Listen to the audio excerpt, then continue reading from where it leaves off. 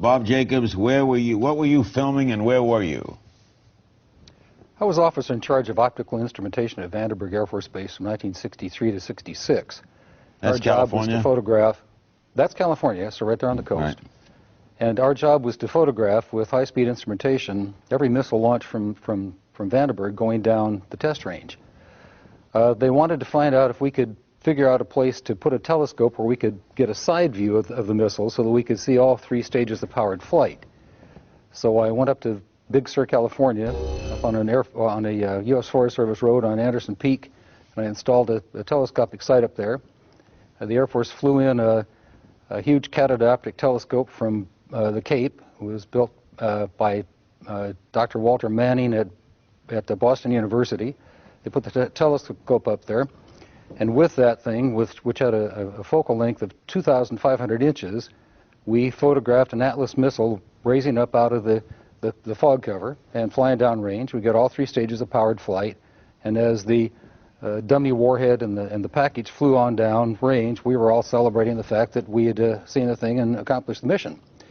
When I got back to the base with the film the next day, I was called into the office of Major Florence J. Mansman, and there were three people in gray suits standing in there. There was a 16-millimeter camera and a screen set up.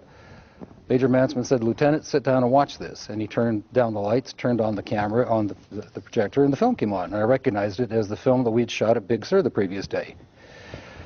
Toward the end of the flight, I was looking at Major Mansman saying, "Pretty good stuff, huh, sir?" And suddenly he said, "Just watch this."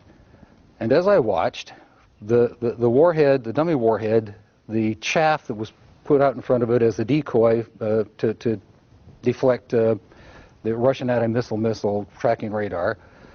Everything was flying along, and suddenly, in the same direction this stuff was flying at about 8,000 miles an hour, an object came into the frame, shot a beam of light at the warhead, flew up to the top, shot another beam of light at the warhead, flew around the direction it was flying, shot another beam of light at the warhead, flew down, shot another beam of light at the warhead, and flew out the same way it came in. Well, I don't understand. Why didn't you see this when you were shooting it? Well, it was 600 to 800 miles away from us. Oh, I got you. And they confiscated. Well, first of all, Major Mansman said to me, "What was that? Were you guys screwing around up there?" I said, "No, sir." And he said, "Then tell me what that was." And I said, "We got a UFO." And he said, "Lieutenant, you are never to speak of this again. As far as you're concerned, this didn't happen." Joining our panel is Bill Nye, the Science Guy. He's a scientist, engineer, best-selling author, and Emmy-winning television personality. He's, by the way, a member of the Skeptic Society and a fellow with the Committee for Skeptical Inquiry. Now, Bill, assuming that these distinguished gentlemen are not lying, we have three former members of the Air Force and Robert Hastings, who's looked into this for a long time. What's your thought? Well, in the skeptical world, in science, we look at claims. We look at individual claims. So I noticed that we looked at the intro of your show and stuff. There's several UFO incidents all mixed together. But let's talk about the one in 1967, right? This is your problem at Malmstrom Air Force in Montana. So the nuclear missiles went down, right? So if you go look at the documents that these guys have offered, if I understand it, as evidence, you look at some, and you don't have to read it, but you see there's something blacked out, okay? Redacted. That's a guy's home address. They don't want you to publish your home address. Here's one with a whole bunch of people's office phone numbers and stuff, and it looks spooky and scary. Well, it looks spooky and scary.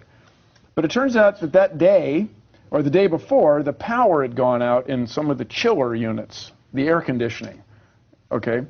And Boeing was called out. Boeing makes a Minuteman missile because all these things went down. So the man who called him and said he saw something outside, he didn't see something. Well, let me just say, when you see something, a lot of people see something, and a lot of people see things that are really they can't identify, but that doesn't mean they were. It's quite a leap. So you're saying it's a coincidence? This guy thought he saw something, and the missiles go out. And then you talk to people who are there, and it's very compelling. And these documents, just while you address this, let him respond. Well, when you respond, address that one of the officers suspected that somebody had been drinking.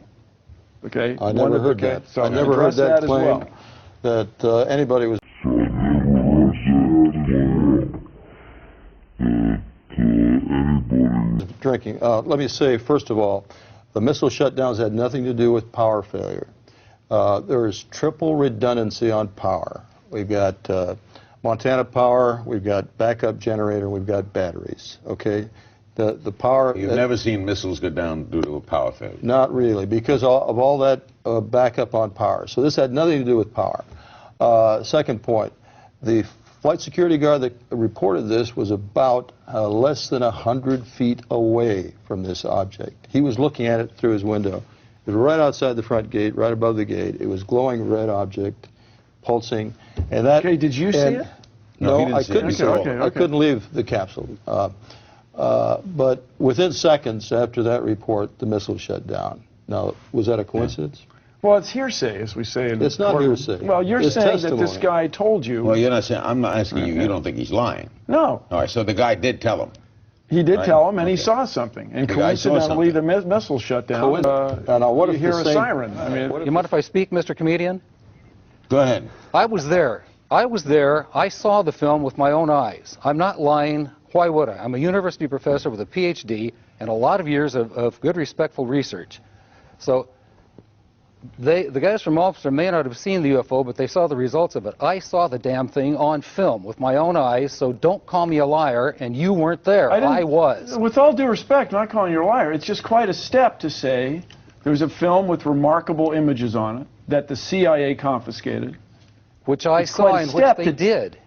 Yeah, which is quite a step from there to say it was definitely a spacecraft from another civilization. That's the leap It was that the skeptical I didn't- community is reluctant to Hey, take. hey, pal, listen to me.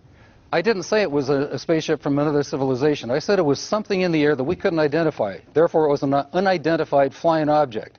It was shaped like two saucers put together with a golf ball on top, and it fired a beam that we assumed was a plasma beam at a dummy warhead and knocked it out of space. Tell me what happened. Tell me who did that. Tell me in 1964 who had that technology, pal. Not us, and not the Russians, and nobody I know of. There's an old joke in broadcasting. Are you going to do this with baking soda and vinegar, Bill? Oh, hold on. We're running out of time. It's an old joke in broadcasting. Well, it's like trying to photograph a car wreck. At one time considered an impossible thing to do. If you send out a news crew, let's go shoot a car wreck, that was a joke. Well, now routinely on the nightly news we see car wrecks. We see car wrecks on the freeway, we see car wrecks behind us. Why was it a joke Because this there didn't used to be a camera everywhere. There are millions and millions of cameras. There are billions of digital pictures taken every week. You're not saying there are no UFOs. You're saying that haven't been proven. I'm saying that it's quite a step to see something you don't know what it is in the sky, to say that there are alien you got to spacecraft understand, Dr. Jacobs, that are monitoring our he's seen nuclear this. weapons. Dr. Jacobs. Well, I he's understand seen that. it. Now, so if you're questioning what he's seen, No, well, I'm questioning the conclusion that the technology did not exist in 1964 to produce images on film that the CIA would want to confiscate. If I may. Well, in quite a 1964, step. you were trying to figure out what girls were. I was in the service in a scientific capacity. So, sir, you can So attack me. get off your but skeptic that high doesn't- horse, pal.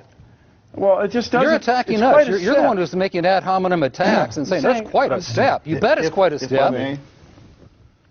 If I may. all right, one at a time, please. We got 2 minutes left. The other person, the other former Air Force officer, retired Air Force officer involved in it, was charged with photo analysis of this film.